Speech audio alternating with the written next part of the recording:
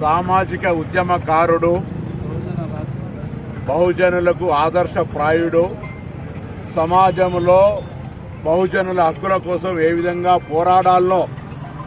ఈ తరానికి స్ఫూర్తిని అందించినటువంటి సర్దార్ సర్వాయి పాపన్న గారి వర్ధంతి సందర్భంగా హుస్నాబాద్ పట్టణంలో అందరం కలిసి నివాళులర్పించినాం. ఈ సందర్భంగా సమాజంలో వెనుకబడినటువంటి బడుగు బలైన వర్గాల అభ్యున్నతి కొరకు ఇప్పుడున్నటువంటి గౌరవ ముఖ్యమంత్రి రేవంత్ రెడ్డి గారి నాయకత్వంలో ఉన్న కాంగ్రెస్ పార్టీ బలైన వర్గాల శాఖ మంత్రిగా ఎవరెంతో వారికెంత వాటా అనే విధంగా కుల గణన సర్వేతో బాతుగా కొత్తగా 17 కార్పొరేషన్లు ఏర్పాటు చేసి రాబోయే కాలం లోపల ఆర్థికంగా నిధులిచ్చి సామాజికంగా వాళ్ళు ఉపాధి అవకాశాలు మెరుగుపడే విధంగా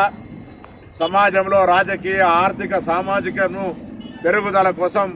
ఈ ప్రభుత్వం కృషి చేస్తుంది. అందులో ఒక బలహీన వర్గాల బిడ్డగా నేను చేసే ప్రయత్నానికి సమాజంలో ఉన్నటువంటి బడుగు బలహీన వర్గాల మేధావులు అందరూ కూడా సహకారము సూచనలు ఇవ్వాల్సిందిగా ఈరోజు సర్దార్ సర్వాయి పాపన్న స్ఫూర్తితో కోరుతా ఉన్నా. ఎవరు కానీ ఒకరు చేస్తే అయ్యేది కాదు. అందరూ కూడా ఆనాడు కూడా సర్దార్ సర్వాయి పాపన్న దగ్గర అందరూ కలిసి